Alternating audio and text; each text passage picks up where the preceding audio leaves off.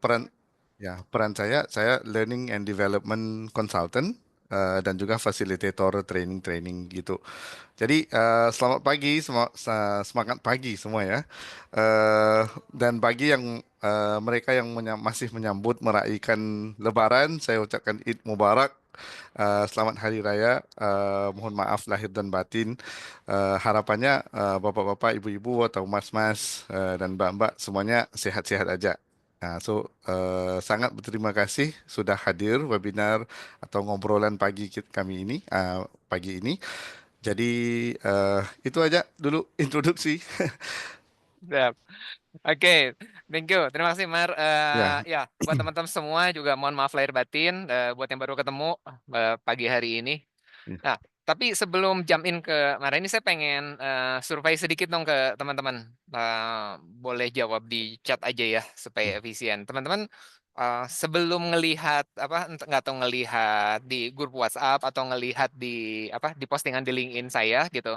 Apakah sebelum itu sudah pernah mendengar soal skill based organization gitu?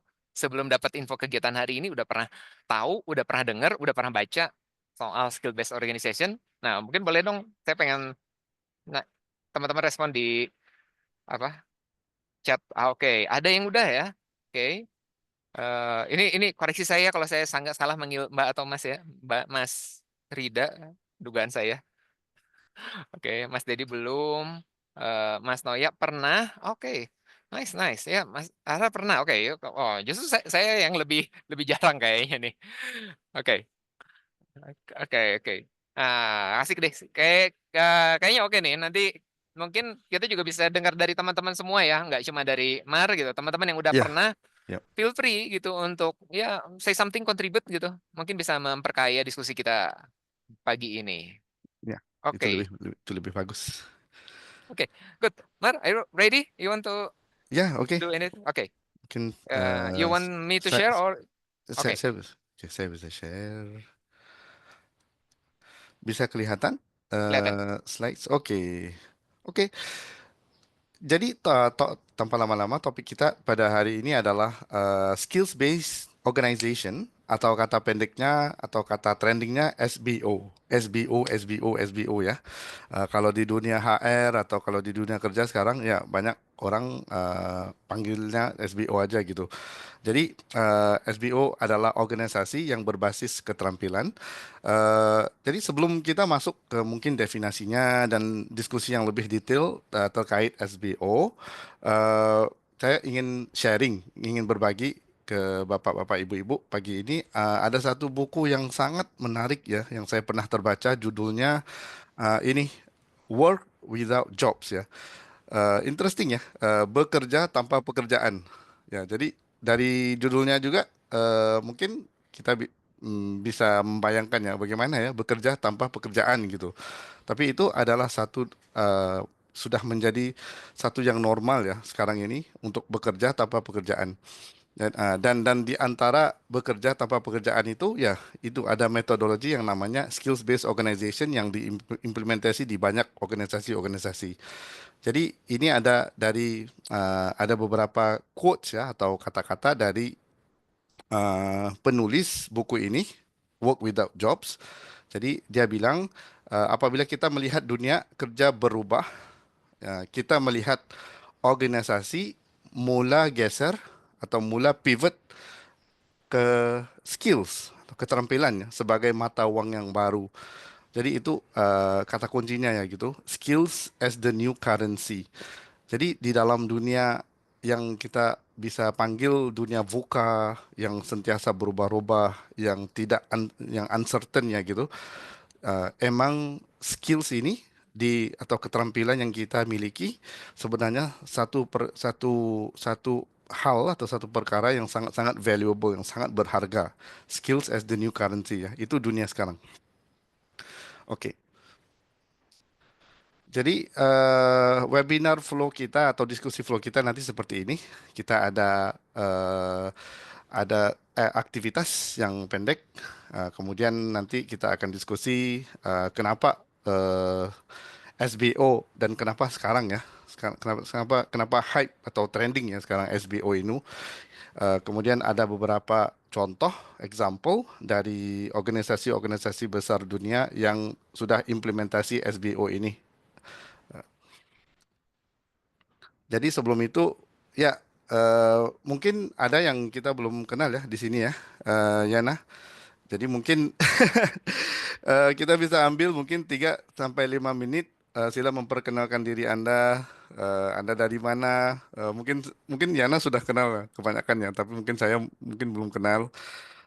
Kemudian favorite superhero Anda.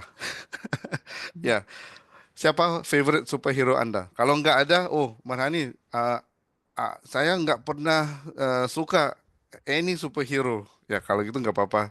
Mungkin Anda bisa share apakah super skill Anda gitu. Okay. Silakan. Yeah, you want to do it in voice or text? Kedua-duanya bisa. Oke. Ya, Oke, teman-teman, boleh dong unmute mungkin ya. ya. Dari Mas Arhar dulu deh yang tadi udah paling awal unmute deh. Oke, terima kasih ya, Bang Marhani. Oke, my name is Arif. Ya, nama saya Arif. Right now, currently I work at Sodexo as L&D and Performance Management Lead. Wow. Um, Oke. my favorite superhero, uh, I think Batman. Ya, Batman. Batman ya. Ya, Oh, oke. Kenapa Batman? not because rich, not because rich, but because maybe the money mungkin uang itu ibarat knowledge dan skill yang saya sudah kumpulkan gitu, yang saya bisa share ke tim yang saat ini saya bantu juga untuk move to the next level seperti itu. Wow. Thank you. Ya. Wow, sangat deep ya. Wow, wow. Oh, Oke, oke. Thank you, thank you, thank you. wow, Oke, keren. thank you, Mas Arif. Oke, geser ini ngikutin layar saya aja ya. Mas Noya, oke. Boleh dong Mas Noya. Cek, cek. Halo, Mas Noya lagi deket di ini? Atau lagi ada Oke, kesibukan? Oke, silakan. oke. Aman. Suara apa aman kan? Aman. Oke. My name is Noya. Currently, I work in Kompas Gramedia as people development analyst. My favorite superhero is Charles Xavier in X-Men. Okay. Oh, Why? I think because he can read and hear everyone's talk. So sometimes I also become someone people confident. oh, oke, wow, oke. Jadi kadang saya sendiri jadi tempat apa curhat karyawan gitu kan. Tempat curhat ya, Nah, oh, oke. iya, jadi memang harus bisa memahami gitu pikiran orang sebenarnya apa dan kenapa sih mereka berpikir seperti itu. Oh, Oke. oh, wow, interesting banget. Tanggung jawabnya besar ya gitu. Nah, Wow, wow. Terima curhat luar karyawan nggak ya? wah, Bercanda, bercanda. Oke, sering kan. terus sering ya. Oke, terima kasih Mas Saya. Oke, geser dong Mbak Ya, Salsa Zara, boleh unmute kah? Berkenan. Oke, halo. Um, Perkenalkan aku Salsa, asal dari Depok. Terkait superhero, jujur aja, I don't really know what superhero. I don't really watch movies. Tapi kalau yang paling sering aku denger mungkin Iron Man kali ya. Hmm. Karena pinter sih, suka mm, menemukan sesuatu, berinovasi lah gitu kali ya. Hmm, Ah, sangat inovatif ya Iron Man ya. Iya. Wah, oke. oke, oke. Sip. Thank you Mas Salsa. Oke, Mas Dedi. Halo semuanya, salam kenal. Nama saya Dedi. Saya dari Jakarta, selatan Jakarta sih. Jadi lebih mepet ke Depok sebetulnya. Sekarang favorit superhero ya. Sebetulnya ada dua sih. Kalau di Marvel tuh Doctor Strange, Doctor Strange ya. Jadi kenapa tertarik? Karena mungkin wizardnya ya, dari kemampuan untuk manipulasi. Cuman kesini-sini juga tertarik sama another Scarlet Witch, Hmm. sama-sama penyihir juga. Cuman dia menarik karena punya apa ya, transisi dari yang kemampuannya mungkin dipandang sebelah mata sampai sekarang dia bisa cukup memiliki banyak skill gitu. Oh, oke. Satu perspektif yang sangat menarik sih. Oke, oke. Thank you, Mas Dedi. Thank you, thank you. Oke, kita geser ke nggak apa. Kang Sul walaupun udah nulis boleh unmute ya. Silakan, Kang Sul. Halo, Assalamualaikum, Kang Yana, Waalaikumsalam warahmatullahi Mas wabarakatuh. Mar. Waalaikumsalam, Kang Zul. Izin ini saya tidak bisa video sementara. Oke. Nggak apa-apa. Ya, nama saya Zulfikar, panggilannya Kang Zul, orang Sunda soalnya, dan seorang coach. Jadi saya coach dan trainer, Coach Kang Zul kadang-kadang, nama komersialnya. Dari Bandung, sekarang tinggal di Bandung. Kemudian favorite hero-nya Gatot Kaca. Gatot Kaca karena versi Superman-nya Indonesia ya. Ya, ya. Mangga, hatur nuhun. Oke, siap. Makasih Kang Sul. Itu our local superhero. Local superhero ya? Oke. Iya. Ya, saya kurang kenal. Saya harus baca tentang Gatot Kaca ini. Oke. Oke, ada lagi yang mungkin belum memperkenalkan diri? Mas Rida boleh Mas Rida? Oke, mungkin Mas Rida lagi away ya. Ya. Kalau Mbak Salwa boleh join Mbak Salwa? Iya, boleh. Selamat Hai. pagi, Kang Yana, dan good morning, Mr. Marhani. Good Introduction, morning. Isalwa, saya seorang L&D spesialis gitu ya dari salah satu educational startup. Untuk superhero, nggak terlalu ngikutin, cuman ada yang favorit figur aja, asal John Wick gitu ya. Kenapa John Wick? Karena ya very very have big motivation and very strong discipline gitu, dan dia selalu dress well gitu kemana-mana dan bisa mengambil keputusan yang cepat dan juga dalam under pressure. Itu aja sih. Wih. Wow. Ya, ya, ya. Kayaknya keren-keren analisisnya ya. Iya. Dalam-dalam ya. Iya, sangat deep. Jadi kalau di sini ya, kalau kita nonton movie ya bareng ya, wah, analisasinya wah sangat deep ya, very philosophical ya gitu, Nena. Iya. Oke, satu lagi ya, Mar, saya sapa dulu. Mas Aziz, Oke. bisa unmute, berkenan gabung? Halo Kang Yana dan Halo, Pak silakan. Marhan. Saya tadi Rizky Aziz, asalnya dari Semarang. Ini fresh graduate jurusan teknologi pendidikan. Kemudian superhero favorit saya ya yang paling umum Spiderman saja karena tidak terlalu mengikuti seperti itu. Oke, it's okay. Sip, thank you, Mas Aziz. Oke, Mar, back to you. Yana, what about you? Oh, what about me? Ya, I thought siapa favorite superhero ya Kriana? Semua orang mau dengar ya. ya apa ya? Siapa ya? So, I think I like Batman. So I love the apa ya? Keren dengan segala macam teknologinya gitu ya. Oke. Tapi nggak terlalu futuristik kayak Iron Man gitu ya. Kayaknya lebih visible untuk di catch up gitu. Oke. Wah, thank you banget. Thank you everyone. Terima kasih sudah sharing superhero ya gitu. Jadi di sini untuk mengaitkan atau dengan topik kita hari ini ya, kalau kita lihat observasi kita, setiap superhero itu punya skills unik mereka ya, masing-masing ya. Dan bukan superhero saja. Leader-leader yang mungkin kita kagumi, yang kita pernah terbaca atau kita ikuti ya di sosmed, juga mereka memiliki skills mereka tersendiri yang membuat mereka hebat gitu ya. Ya, so itu temanya skills ya gitu. Terima kasih semua. Oh, oke. Jadi, waduh, Marhani pagi begini udah mau ngobrol sate.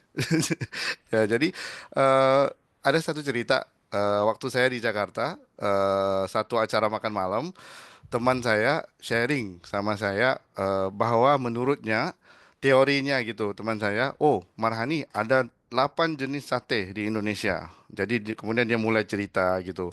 Satu lagi teman bilang bukan 8, 10. Kemudian dia cerita, ada satu lagi datang, bukan 10, ada 15. Jadi kemudian dia list down ya gitu, jenis-jenis sate, sate Marangi, sate Madura, sate Makassar, sate Ambal, sate Lilit dan ya sebagainya ya gitu. Jadi saya nggak tahu sebenarnya ada berapa jenis sate di Indonesia. Cuman kenapa pagi ini kita mau ngobrol sate? Sebenarnya aktivitas kita ini yang sebenarnya kami pengen Anda coba adalah ini. Nah, jadi aktivitasnya bayangkan Anda mau melakukan satu proyek ya gitu. Jadi proyek itu adalah Anda ingin membangun the best warung sate ever. Anda semua satu tim ya gitu. Atau mungkin Yana bisa jadi kepala atau leader project ini ya gitu. Dan untuk membangun the best warung sate ever ya gitu. Syaratnya di sini Anda tidak bisa memberikan atau assign job title. Ya, contoh seperti Triana menjadi CEO, kemudian mungkin Kang Zul menjadi marketing lead gitu dan Bapak B menjadi tukang bakar, Bapak C dan sebagainya gitu. Jadi tidak bisa memberikan job title. Ah, cuman Anda bisa angkat tangan dan volunteer. Oke, oh Yana, saya mempunyai skill untuk membeli daging mana yang murah dan kualitasnya bagus gitu. Kemudian yang C, oke, Yana, saya bagus dalam membakar sate gitu. Ya, saya hebat dalam ini, saya hebat dalam itu. Jadi misi Anda untuk for the next mungkin 8 menit adalah untuk membangun the best warung sate ever. So, Yana, can I involve you also? Oke. Oke, teman-teman silakan dipikirin dalam waktu 30 detik terus raise hand ya. Terus gantian nanti tinggal sebutin aja. Saya melakukan apa kegiatannya ya gitu. Skill apa nih? Soalnya kita punya skill apa. Nah, saya duluan ya, Mar. So Bisa, I go first. Okay, so I will check ini is the sate sudah matang atau belum? Gitu. That's a good question ya. Warung sate mungkin satenya belum matang ya gitu. Ya, Ya, belum matang. ya. Jadi saya akan ambil sampel random gitu kan, saya makan. Oh ini Oke. sudah oke. Itu peran yang sangat itu ya, sangat menarik ya. Tukang makan ya gitu. Ya. Jadi skillnya apa gitu? Skillnya sangat menikmati sate saya. Ya, testing, Testing, ya. quality control ya. Itu job title kan. Iya. Oke, yang lain Oke. mungkin bisa silakan go off mute, sharing atau mungkin bisa di-share melalui chat juga sih. Oke, saya mungkin ingin sharing. Kalau saya mungkin pilih sebagai talent sourcing, jadi cari siapa aja yang dibutuhkan cooknya atau yang akan masak, yang akan serve. Biasanya kan punya skill yang berbeda. Terus tadi yang akan jadi yang akan fokus ke sosial medianya, mungkin sebenarnya lebih ke talent sourcing. Kayaknya Bang Marhali. Oke, jadi Wow. Mas Ari mungkin skillnya adalah mencari orang yang susah dicari gitu ya. Yes, Ini Kang. ini Yes. kayak John Wick ini. Iya. Makasih Mas Arif. Oke. Next, ayo siapa lagi yang udah ketemu mau ngapain nih? Oke, wah. Oh, Mas Dedi ini mau menganalisis lokasi sate. Mana tempat yang paling hit strategis, tidak ada parkir atau enggak. Oke. Wow. Keren ini ya. Oke. Yang lain. Jadi mau bantuin apa nih? Kita nih satu tim. Kita ada punya perusahaan sate dan teman-teman boleh milih mau ngapain di bisnis sate ini. Oke, saya mau ngecek sate matang atau enggak. Mas Arief mau nyari orang nih, tukang nyapu siapa, tukang ngipas siapa gitu. Mas Arief yang nyariin. Terus Mas Dedi nyariin tempatnya, mana yang oke atau enggak. Oke, yang lain ada yang udah punya kepikiran mau melakukan apa? Contribute apa? Boleh nulis di chat juga. Kalau kesulitan unmute. Saya mungkin, Kang. Iya, Aku Mas Sasa. mau market research kali ya. Waduh, keren banget nih bahasanya.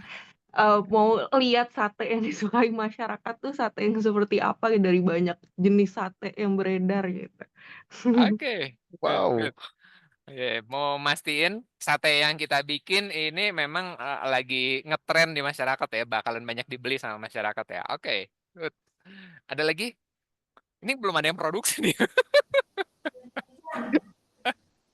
Halo Kang Ena. Iya, betul. Ya, jadi sebagai Gatot Kaca, saya bagian transportasi. Jadi mau Wah. kemana, lokasi yang strategis itu saya bawa ke sana. Oh, oke. Wah. Pokoknya yang akan memastikan pesanan sampai ya, gitu ya. Ya. Iya, mantap logistiknya. Kalau Mas Toya, wah, Mas Toya langsung menggunakan kelebihannya, mendengarkan keluhan pelanggan. Keren banget. Oke, nice. Oke, ada lagi?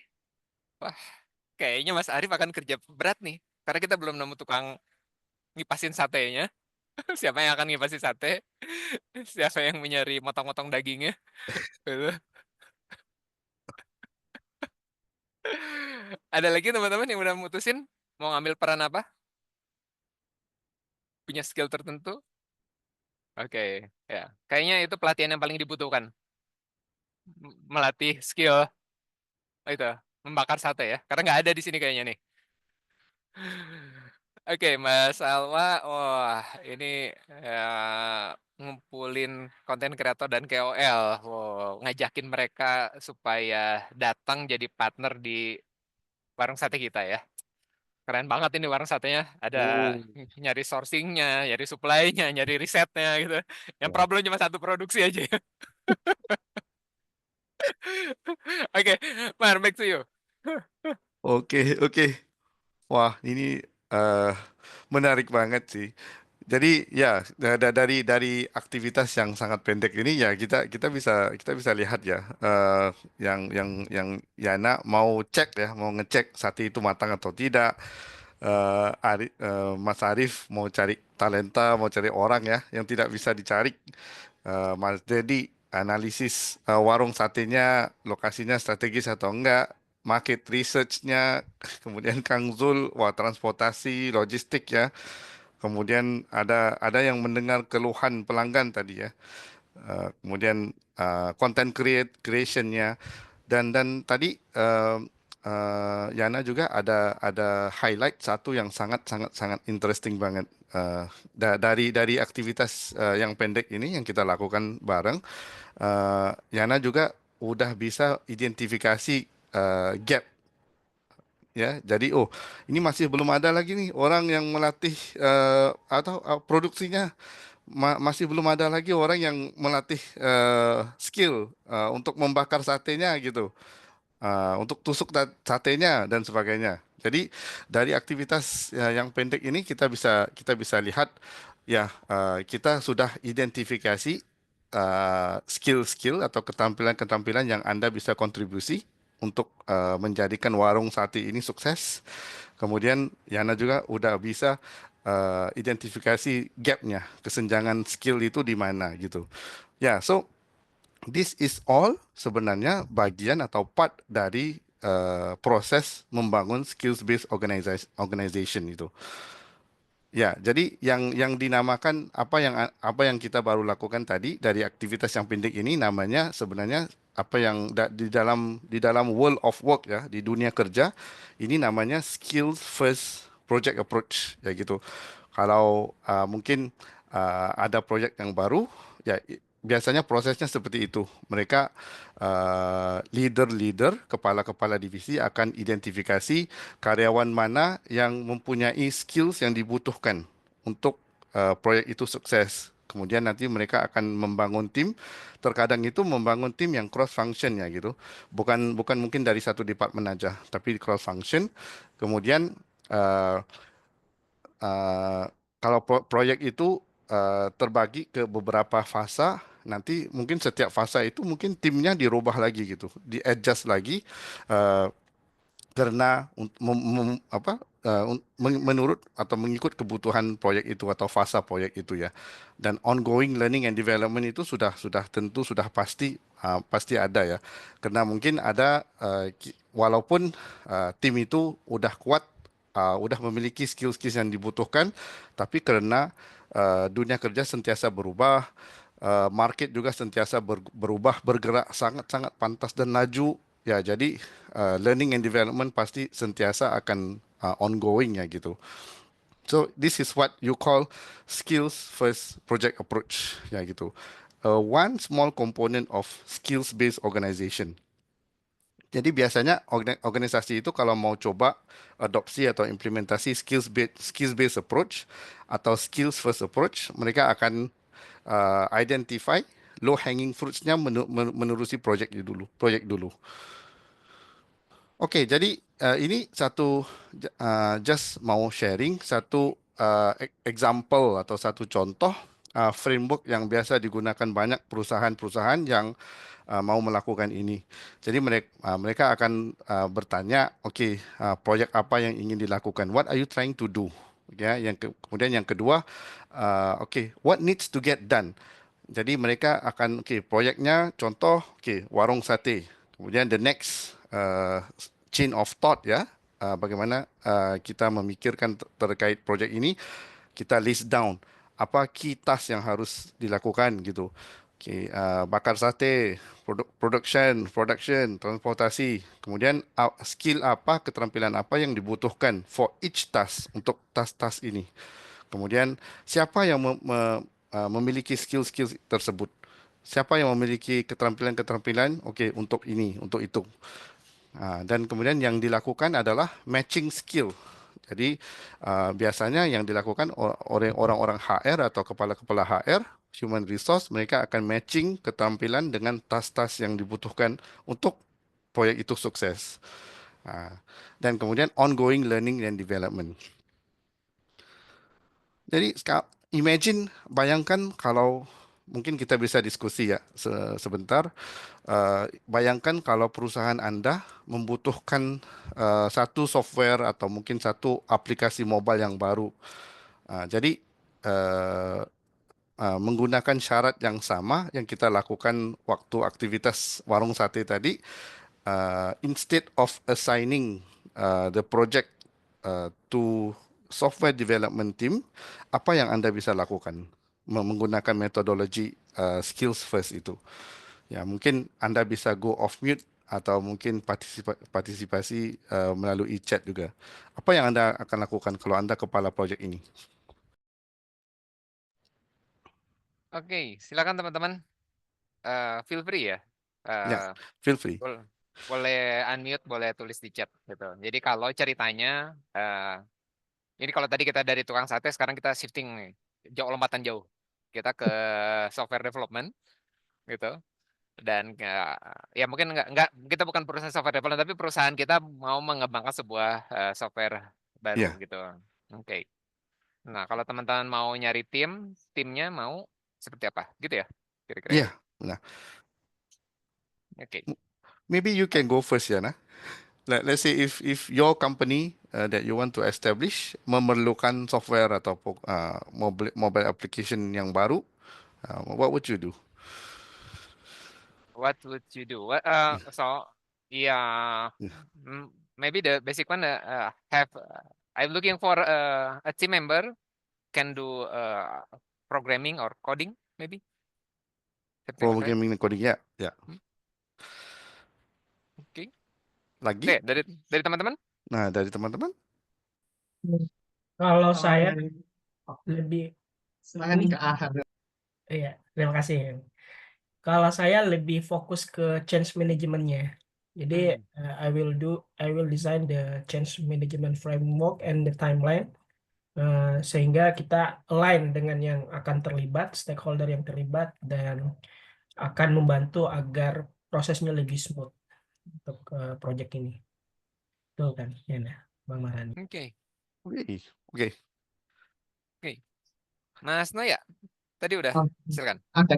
Saya sepakat sama Kak Arhan. Sepertinya perlu orang yang punya project management yang bagus gitu kan. Apalagi ini project software development, otomatis butuh orang yang menjaga apa proses development ini. Gitu. Sama Hmm. satu tentu butuh orang yang apa ya menjamin kualitasnya gitu ya dari si software developer ini yang nantinya bisa sangat berhubungan erat gitu dengan si customer software ini. Itu paling kalau dari saya. Oke, sip. Dari change management terus ke tadi ya quality control juga ya. Mas Dedi kayaknya unmute lebih lebih seru nih. Boleh diceritain nggak yang di chat teh? Iya, tadi sebetulnya agak bingung sih, entah. Jadi cukup men-trigger juga ya, karena kan biasanya kalau kita sudah ada tim yang as usual tuh kita akan ya udah nyuruh seperti yang biasa gitu ya. Tapi Hmm. dengan framework yang baru tadi, tiba-tiba, oh kenapa kita nggak coba beri mereka kesempatan yang lain gitu. Jadi kayak dibuat sayembara, mungkin kalian boleh buat kelompok atau tim kerja yang kalian mau. Ya kalian adjust sendiri keahlian kalian, terus kayak nanti mereka nge-pitch gitu. Cuman ternyata ini cukup shifting the paradigm ya, karena biasanya ngelihat bisnis as usual seperti apa, orang-orang yang seperti apa, terus sekarang harus bergeser ke mungkin mereka selama ini memiliki kemampuan yang selama ini kita juga nggak tahu, mereka sudah melakukan reskilling atau upskilling di bidang lain gitu. Ya, Hmm. Oke, good insight ya. ya. Biasanya lu lagi gitu kan. Biasanya dia yang ngerjain gitu kan. Oke, Kang Zul.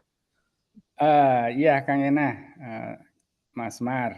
Kalau saya mungkin lebih ke ini tergantung company-nya ya, berapa orang jumlahnya, tapi ngumpulin orang-orang yang sangat terkait dengan kebutuhan software ini. Kita kumpulin orang-orangnya dari usernya, dari leadernya, decision makernya, apapun itu yang stakeholder yang ada di company tersebut, untuk ngobrol ya.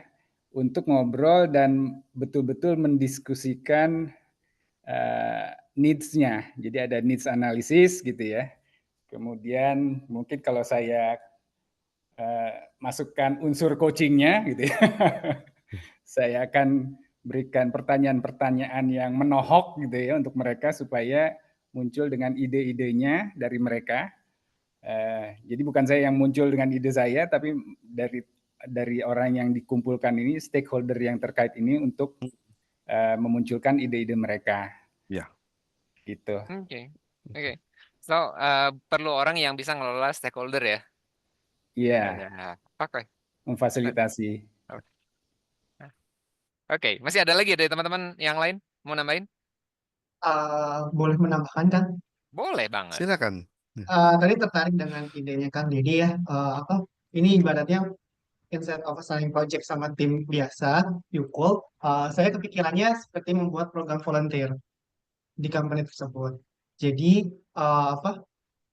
Misal orang di luar software development team yang memiliki kemampuan software development itu dikumpulkan jadi satu dan nanti dari tim software development itu yang melakukan mentor ke mereka. Jadi ibaratnya dari tim luar yang memiliki skill terkait software development, mereka bisa apa ya menyalurkan gitu skill yang ada terhadap apa ya di project ini gitu dan tentu akan dapat mentoring dari software development-nya itu sendiri supaya ya skillnya mereka akan match gitu sih. Oke. Oke, Ya, menarik. ngelanjutin idenya Mas Dedi ya, gitu. Kalau tadi kompetisi, kalau ini lebih ke open volunteer, gitu.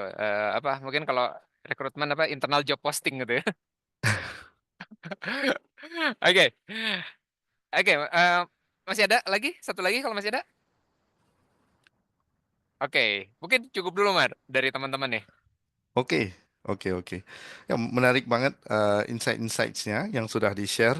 Ya, jadi ya yang saya dengar tadi mungkin highlights-nya adalah yang satu, oh ini adalah satu shift of paradigm ya.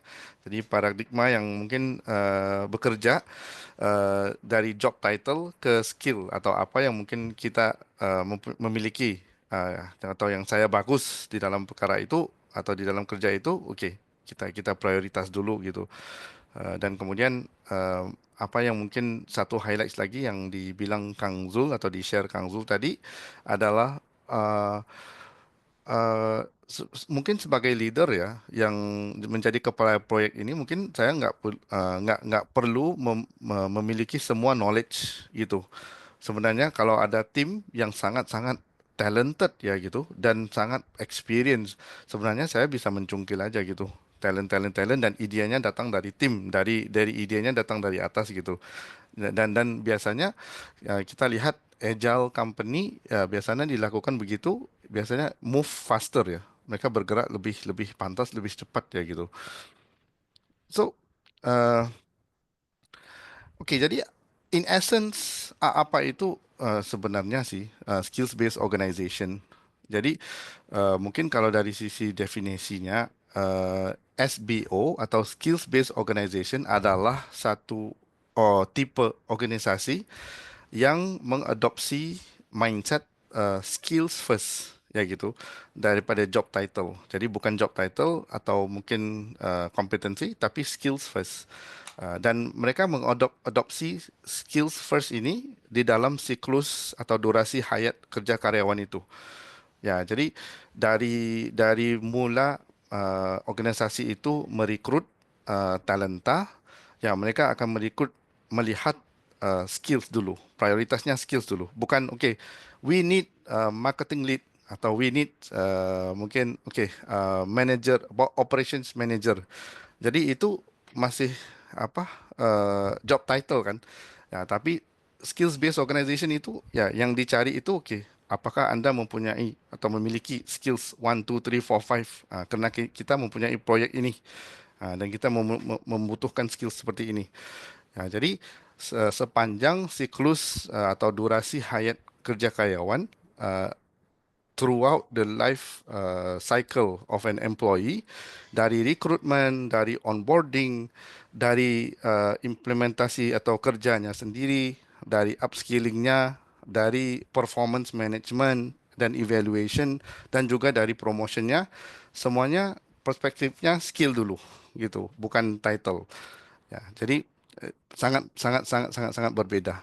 Dan kita lihat skills based organization itu sentiasa seperti mana yang tadi saya sharing, memprioritikan skills over job title, dan biasanya organisasi seperti ini mereka akan sangat-sangat menghargai dan value skills daripada just the title gitu. Yang kedua, organisasi seperti ini biasanya lebih agile dan bergerak lebih cepat, lebih pantas ya gitu. Kerana mereka tidak just fix atau stick to just one job title. Kalau mungkin Marhani kerjanya marketing, saya di marketing aja gitu. Kalau ada proyek yang lain, saya nggak bisa bergerak atau saya nggak bisa geser ke yang lain. Walaupun saya ada skill yang lain yang bisa diutilisasi gitu. Karena I am fixed by the job description gitu. Kan kalau biasanya kalau kita mau cari kerja, nanti di advertisingnya itu kan ada deskripsi jobnya gitu. So I am fixed to the job description. So now the world is changing gitu. Kita nggak bisa, kalau bos atau mungkin leader kita, Marhani atau Yana, kita mempunyai proyek 1 2 3 4. Can you take it up? So kita nggak bisa, bos, job description saya ini aja sebenarnya 1 2 3 4 5 gitu. So the world is actually changing towards that. Dan of course skills based organization, organisasi yang berbasis skill ini, mereka sentiasa prioritas mereka adalah continuous learning and development. Dan biasanya yang menurut waktu saya di Udemy, dan saya memanage sekitar 40-an customer ya di Asia Pasifik ini, saya lihat biasanya strategis skills based organization ini dari top down, dari atas sih biasanya, di facilitated by orang-orang dari atas gitu biasanya. Dan ini ada beberapa approach yang biasanya saya lihat organisasi-organisasi ini mereka melakukan. Mungkin bukan ke semuanya, tapi ada it's all based on kebutuhan organisasi itu. Jadi yang biasa saya lihat, yang pertama kalau mereka ingin implementasi skills based approach, yang pertama dilakukan adalah skills mapping di level tim atau di level organisasi. Biasanya nanti mereka akan Marhani mempunyai skills 1 2 3 4 5, Yana mempunyai skills 1 2 3 4 5. Kemudian yang mungkin Mas Arif mempunyai skill 1 2 3 4 5, di map skill-skillsnya dulu gitu. Kalau ada yang mungkin belum investasi dalam software, mereka skills mapping itu dilakukan di Excel sheet mungkin dulu. Tapi kalau yang lebih keren, mungkin yang lebih organisasi yang lebih gede, lebih besar ya, mereka biasanya ada software-software ya, seperti Workday, Gloat dan sebagainya gitu. Kemudian biasanya nanti deskripsi jobs itu nanti mereka akan restruktur jobs. Jadi dari kompetensi yang sangat rigid, yang sangat fix, ya mereka akan biasa ingin pecahkan the job description. Jadi job deskripsi itu lebih fluid, lebih agile. Kemudian dari sisi performance juga ya. Biasanya kalau kita one to one meeting ya sama atasan kita, nanti mungkin kita akan dievaluasi based on mungkin KPI kita gitu. Tapi kalau di skills based organization mungkin KPI-nya berubah sedikit sih gitu. Skills apa yang mungkin saya sudah menggunakan untuk proyek 1 2 3 4 5 gitu. Jadi semuanya skills. So this is some of the approach atau some of the mungkin task-task yang kecil yang dilakukan oleh skills based organization. Nah, ini ada beberapa contoh. Next ada beberapa contoh dari organisasi-organisasi yang multinational ya gitu, yang mereka sudah implement skills based organization. Jadi kalau di Unilever itu kita lihat mereka ada proyek yang namanya Future Fit Skills. So itu strategis mereka. So apa yang mereka lakukan? Mereka match karyawan, mereka matching karyawan ke skills mereka. Kalau contoh saya atau mungkin Yana bagusnya, mungkin saya bagus membakar sate. Memang saya talented membakar sate. Jadi perusahaan warung sate itu akan match skill saya dengan peran atau proyek yang mereka sudah ada gitu. Dan ini sebenarnya mereka melihat peningkatan dalam mobilitas secara internal by 50%. Ini di Unilever.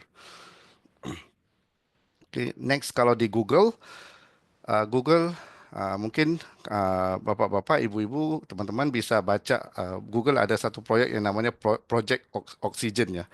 Jadi proyek Oxygen ini tim-tim engineer Google, they try to sell themselves to management atau to the higher management of Google ya. And as you know, Google is really huge company. Jadi di sini manager, especially the engineers ya dan tech managers, mereka adopt this skills first approach dan mereka melakukan banyak upskilling atau training untuk upskill engineer mereka di sini. Dan kita lihat banyak Googlers atau banyak karyawan-karyawan di Google itu di reassign dari satu proyek ke satu proyek yang lain. Very agile. So mereka sentiasa bergerak dari satu department ke satu department, satu proyek ke satu proyek yang lain. So ini menjadikan Google itu lebih cepat ya kalau dari sisi memanage projek-projek yang ada. IBM ada proyek yang dinamakan Skills Based Talent Management, and also satu company yang mungkin saya juga pernah bekerja sebelum saya kerja di Udemy adalah Salesforce. Jadi di Salesforce itu Salesforce introduce satu learning program yang namanya Trailhead. Kalau mungkin kalian pernah coba Trailhead, free sebenarnya ya. Ya kita bisa saya nggak tahu kalau sekarang ini gratis atau enggak. Kalau dulu ya, when they launch this program gratis free. Everyone can be part of Salesforce community, bisa join Trailhead Learning Program ini dan kita bisa belajar, kita bisa train diri kita bagaimana menggunakan Salesforce, memanage software Salesforce di dalam perusahaan kita sendiri gitu.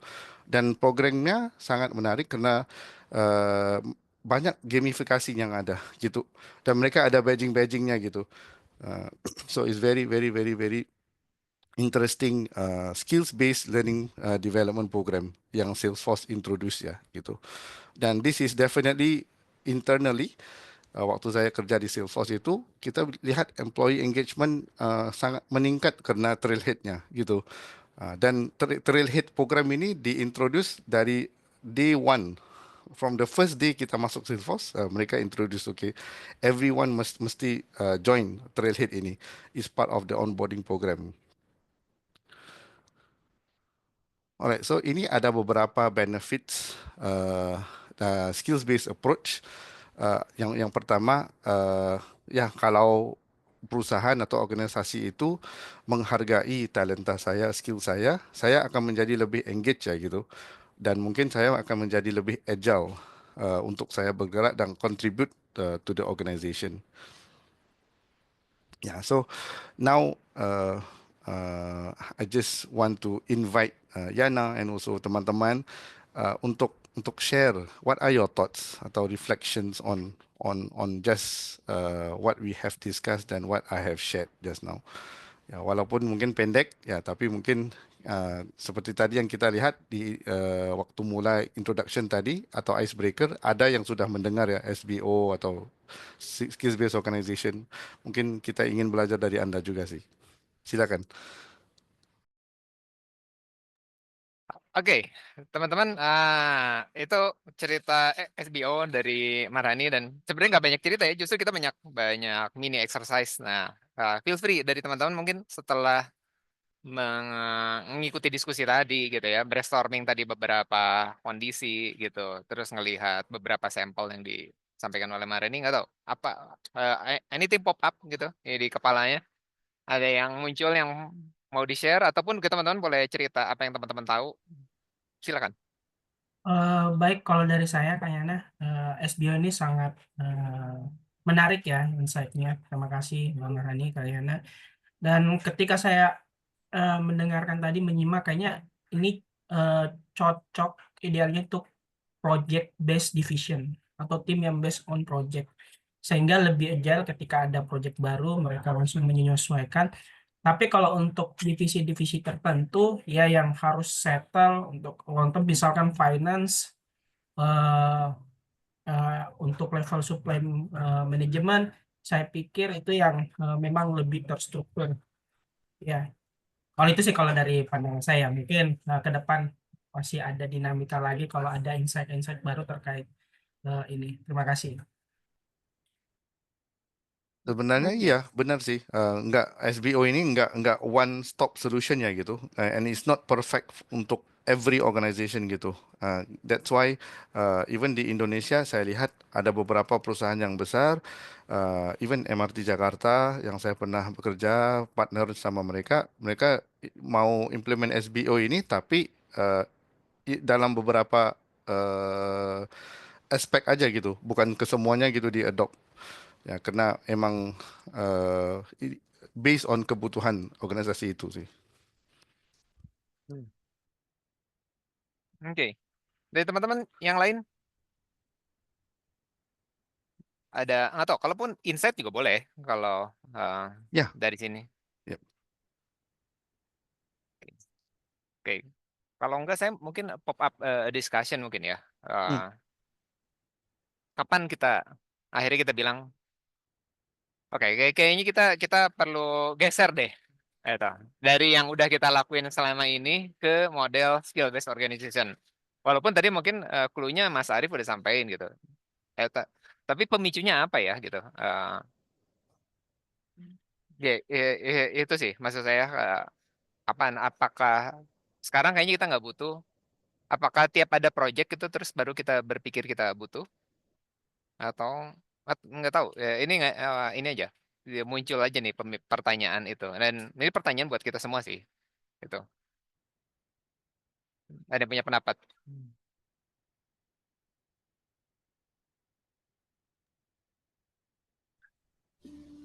Kang Yana, punten. Saya malah jadi kepikirannya pertanyaan juga nih. Jadi ini kan apa namanya, grupnya grup learning designer ya. Jadi misalnya ini mengadopsi SBO ini jadi sebagai learning designer itu shiftingnya yang diperlukan apa nih dari kita sebagai learning designer? Oke, good. Oke, itu saya yang harus bertanggung jawab ya. Iya. Oke. Nanti kita ke Mas Dedi dulu deh.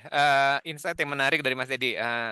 Syarat kriteria ini bisa berjalan seperti basic skill yang diperlukan. Jadi seperti mengarah skill on demand.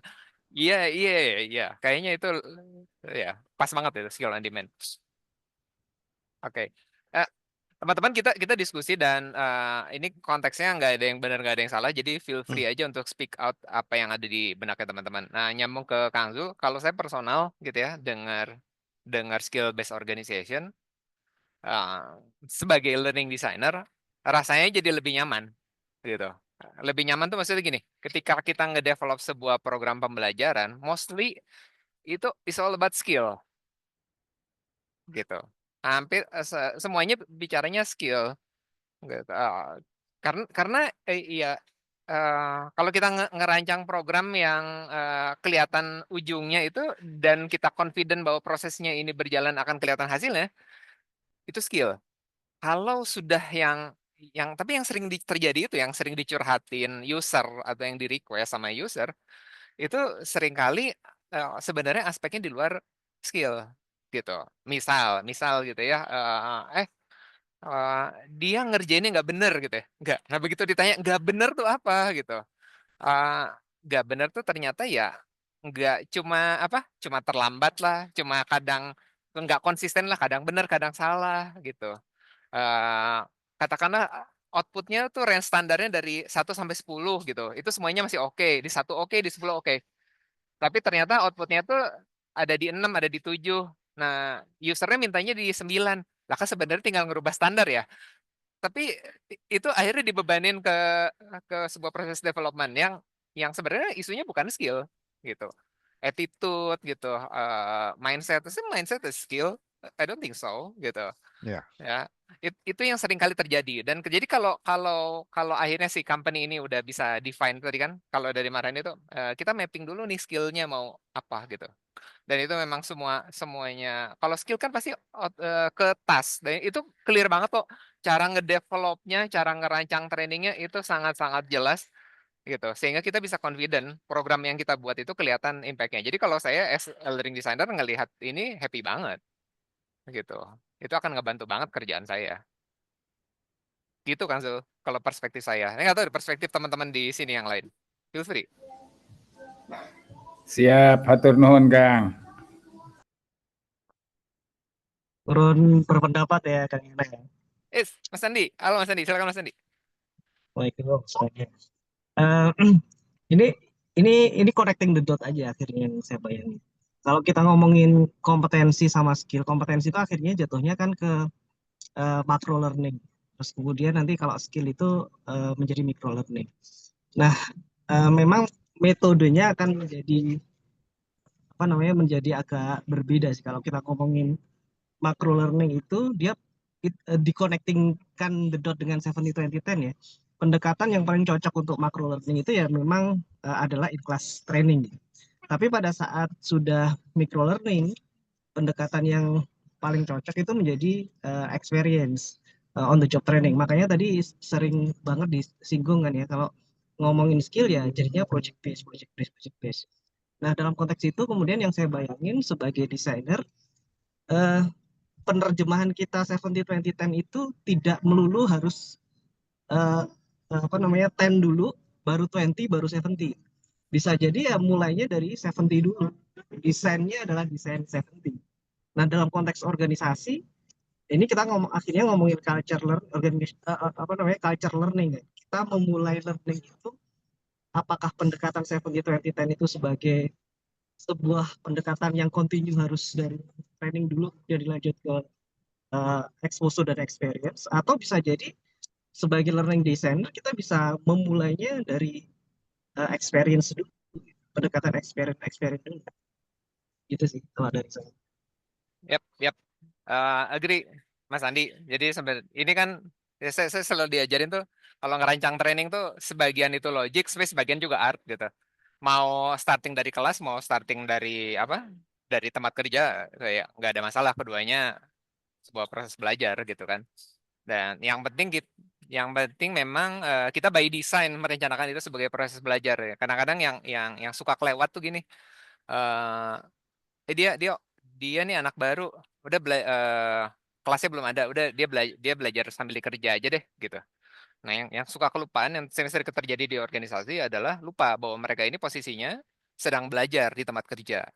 Sehingga pasti tuntutannya kan beda ya dari sisi output, dari sisi performance.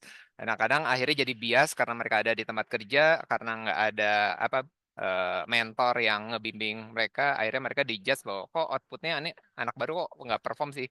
Padahal sebenarnya dia ada di fase development gitu. Tapi agree sama Mas Andi bahwa sebenarnya itu bisa dari mana aja prosesnya gitu. Nah, mungkin saya sih lebih lebih nge-highlight ke itu sih, Mas Andi memang seringkali tuh yang dituntut itu sebenarnya bukan skill gitu, tapi solusi yang di-expect itu ya tadi yang mikro gitu, yang pakai kelas lah gitu.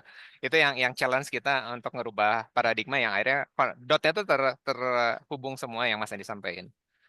Itu challenge kita sih. Setuju banget. Mar, you want to add something? Ya kalau dari sisi training, saya kira like, biasanya yang mungkin saya tanya ya secara personal, secara pribadi, training-training yang mungkin karyawan dihantar ya gitu, training-training yang di-assign ke karyawan ya gitu ya. Berapa persen dari training yang kita belajar itu bisa langsung diimplementasi gitu? Eh, Sekarang kan ada istilahnya action based learning ya gitu. Jadi kita belajar langsung diterap, langsung diimplementasi skill itu ke proyek atau mungkin ke kerjaan kita gitu. So di sini satu isu ya di L&D yang mungkin saya lihat gitu. Mungkin perusahaan itu ada budget, oke. Kemudian oke kita mau training. Jadi trainingnya mungkin satu trainingnya sangat generik, dan mungkin ada karyawan yang mungkin apabila hadir training itu, setelah training itu 3 hari 4 hari, oke, we had fun, we learn something new, ya, but sometimes dari sisi praktiknya, dari sisi implementasinya mungkin nggak jelas ya gitu. How can we really use the skills that we learn to contribute to our job, to the project ya gitu. Uh, tapi saya lihat kalau organisasi yang implementasi skills first approach ya dari sisi learning design-nya juga ya mereka lebih spesifik gitu, lebih spesifik dan mereka lebih very objektif ya gitu. Oke, jadi ini skills gapnya gitu. Oke, jadi mereka desain training itu according to that skills gap benar-benar, dan setelah karyawan itu learn that new skill atau upskill langsung bisa diterap, langsung bisa diimplementasi, dan you can evaluate it easier gitu. Ya, itu menurut beberapa yang organisasi yang saya lihat ya gitu. Ya. Jadi boleh nggak sih Mar kalau akhirnya ini saya mencoba nyimpulin personal ya, pribadi konteksnya ya. Apa ya? So skill based organization itu mungkin tidak changing the whole system gitu, but tapi kayak ngisi gitu. Ada ngisi satu bagian part gitu. Terutama ya part-part yang dimana dinamika apa ya perubahannya di skill itu cukup tinggi gitu. Ya. Ya, sebenarnya SBO ini satu solusi untuk apa? Kan the world of work sentiasa change ya, nah, very fast ya. Jadi ini satu solusi yang atau satu tool ya gitu yang kita bisa menggunakan gitu. Tapi ya, skills based organization ini bukan bermaksud oh kita overhaul everything gitu. Ya, it's never that. It's never that ya. Oke. Ya. Oh, di chat ada banyak insights di sini ya.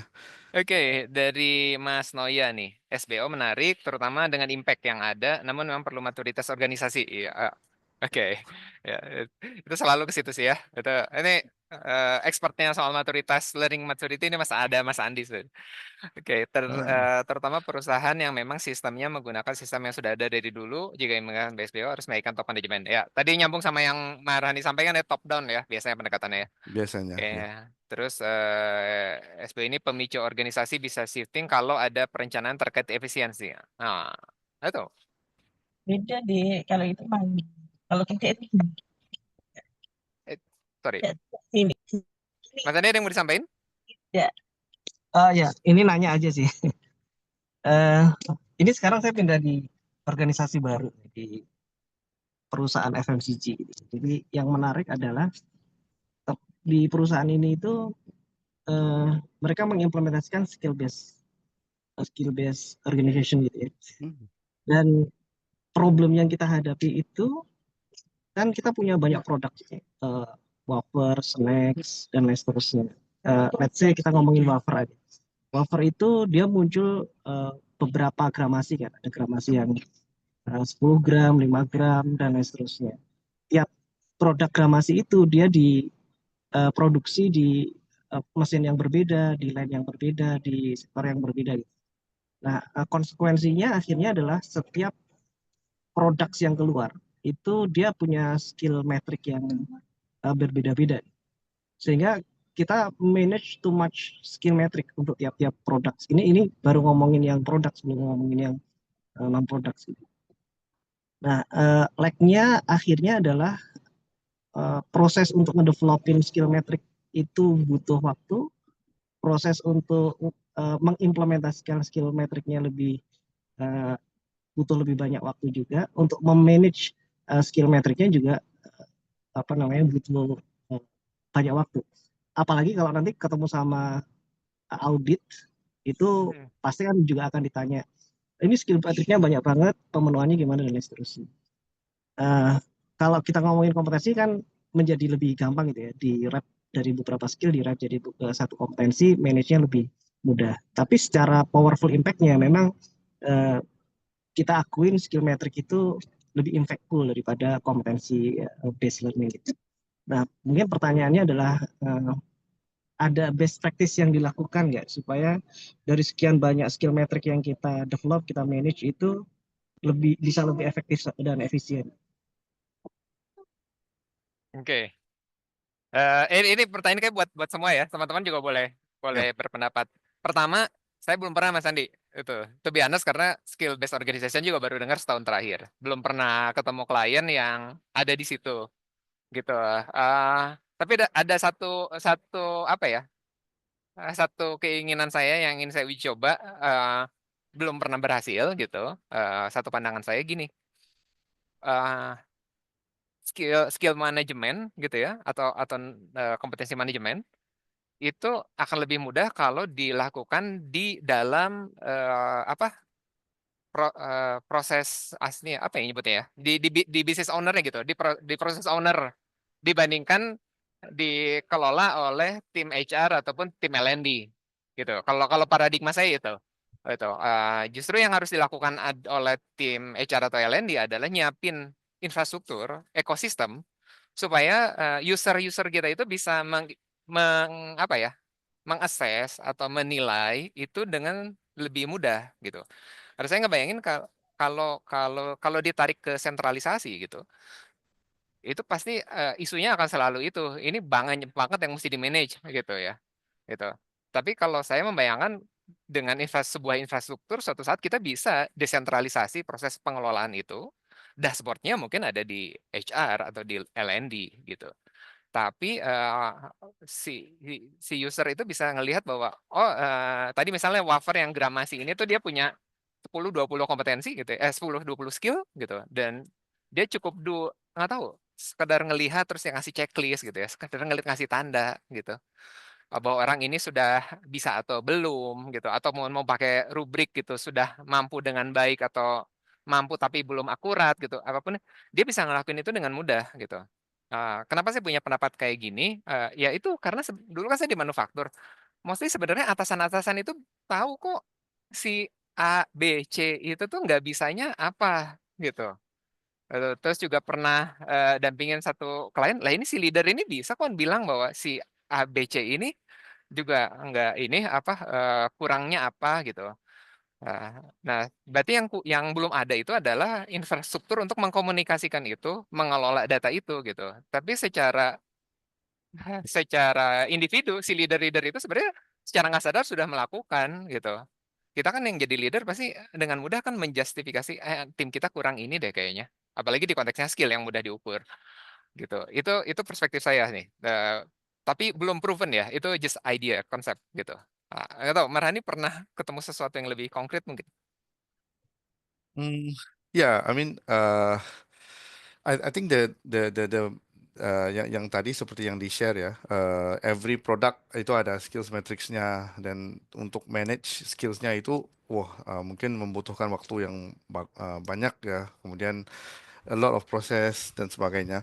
So sebenarnya sih tujuan atau objektif SBO ini kan untuk menjadi lebih agile ya gitu, untuk menjadi lebih agile, untuk menjadi lebih cepat ya gitu. Jadi uh, uh, mungkin direvisi sih skills matrix itu, karena macam kayaknya it sounds like it is still like like competency based ya gitu, like Yana said, it's very rigid. It's okay, setiap produk must have certain competency gitu. Yeah, so it is still very rigid, and it's still very like uh, traditional base of looking at things ya gitu.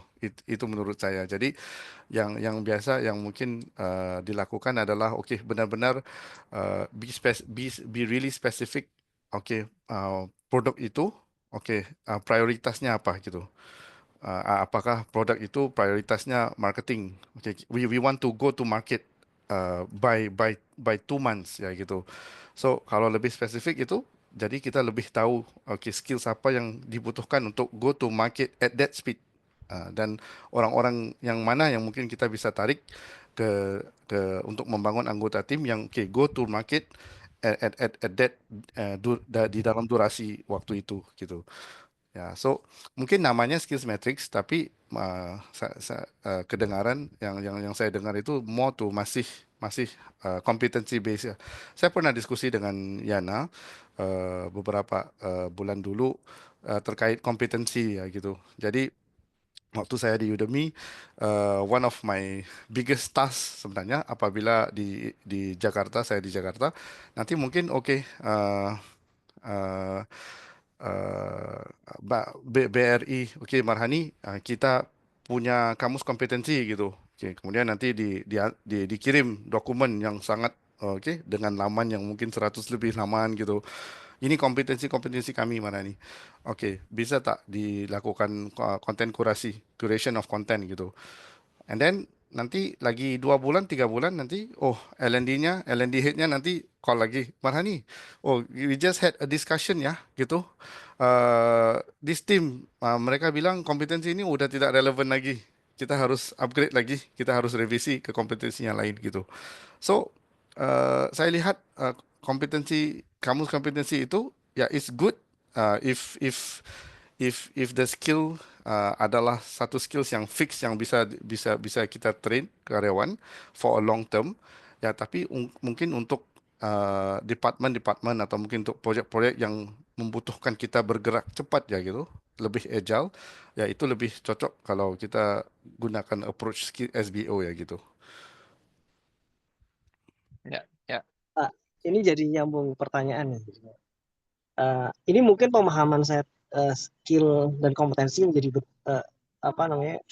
salah nih, bisa jadi persepsinya jadi salah. Ini yang saya pahami, kalau ngomongin communication sebagai sebuah kompetensi, maka skillnya adalah active listening, kemudian skill lainnya adalah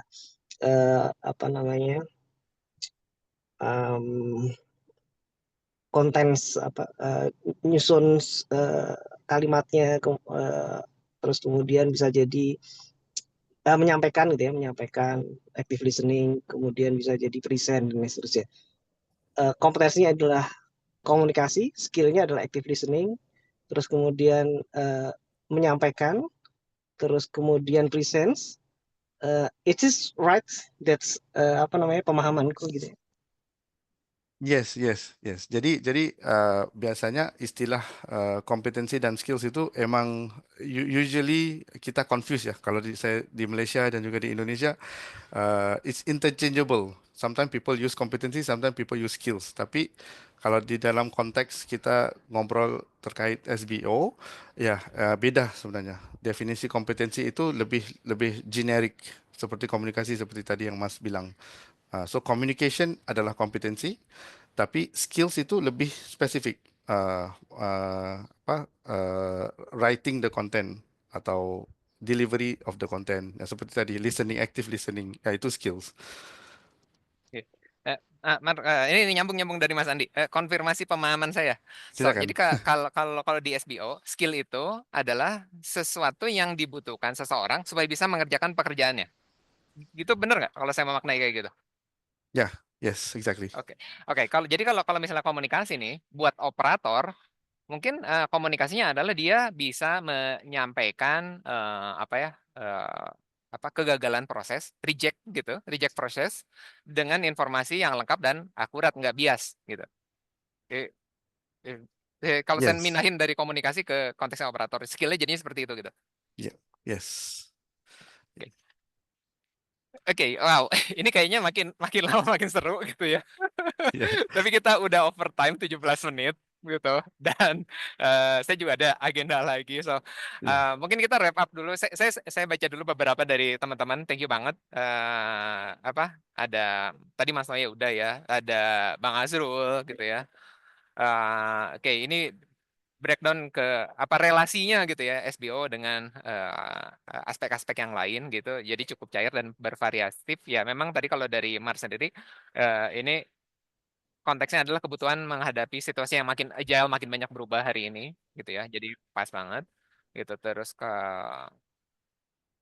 dari Mbak Salwa ya mungkin masih banyak organisasi yang memprioritaskan pendidikan atau gelar akademik gitu ya ketika proses hiring gitu. Sekarang kita udah melihat nih lebih kecil lagi. Kita butuh tim yang skillnya seperti apa. Tadi kita simulasi soal sate gitu ya. Ya padanya akhirnya opsinya balik lagi ke kita gitu. Nah ini mungkin kalau dari Mas Salwa, ini yang perlu kita selalu hati-hati itu. Akhirnya jangan sampai kita juga nanti terjebak lagi dengan masa lalu ketika nerapin skill based organization, akhirnya terjebak dengan administratif lagi. Itu yang sering kali jadi jebakan-jebakan kita ketika nemu framework baru gitu, pengen implementasi, sering kali juga terjebak dengan itu. Itu tantangannya. That's a very good point ya. Ya. Oke, dari Mas Dedi ya minimum skill ya mungkin itu sih sebenarnya yang nanti akan dilihat ya ketika kita mau menggunakan SBO ini di konteks praktis assessment gitu ya. Orang ini udah memenuhi minimum skill atau belum sampai bisa bekerja. Ya. Oke, wow, Mas Azrul. Ya, keyword saya highlight keywordnya dinamis, perubahan gitu. Ya, itu sesuatu yang harapannya bisa diakomodir di SBO. Kalau saya tangkap dari sharingnya Mar, itu highlightnya ya, mengadopsi dengan perubahan. Oke, teman-teman, terima kasih buat diskusinya. Sebelum ditutup, dari Mar, atau ada summary atau ada kalimat closing, silakan. Kalimat closing mungkin ya sharing aja untuk teman-teman yang mungkin curious, yang mau explore lagi terkait SBO ya. Ini mungkin ada 3 buku yang saya pernah terbaca dan seru banget sih bukunya. Ini dari Josh Bersin, seperti mana yang mungkin teman-teman tahu. Josh Bersin satu thought leader yang mungkin yang top ya di dunia HR dan dunia L&D, dan juga ini Revin Jesutasan. Jadi Revin ini konsultan yang emang specialization di dalam skills based organization. Jadi beliau telah menulis 2 buku ini, Work Without Jobs dan juga Skill Powered Organization ya gitu. Bisa check it out ya. Dan mungkin kalau teman-teman ingin report seperti dari top consulting firms, ya nanti mungkin saya bisa share ke Kang Yana nanti mungkin untuk di-share ke teman-teman yang lain ya gitu. Itu aja. Terima kasih. Sip. Thank you, Mar. Terima kasih semua. Terima kasih Mas Andi yang udah memicu diskusi yang hangat gitu. Dan Marani rencana bulan depan, bulan Mei ada rencana ke Indonesia. Mudah-mudahan teman-teman yang mau lanjutin diskusi bisa Insya Allah, ketemu insya Allah. juga Ya. ya.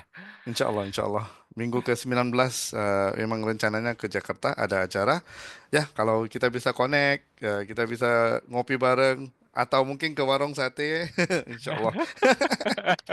Ya, Oke, tip oke. itu buat pagi ini. Terima kasih teman-teman. Sampai ketemu di diskusi-diskusi lain. Have a nice weekend. Tetap jaga kesehatan. Assalamualaikum warahmatullahi wabarakatuh. Waalaikumsalam Waalaikumsalam. warahmatullahi wabarakatuh. Terima kasih Terima banyak. kasih semua. Waalaikumsalam. Terima kasih Kang Yana, Mas Mar. Assalamualaikum. Oke, thank you.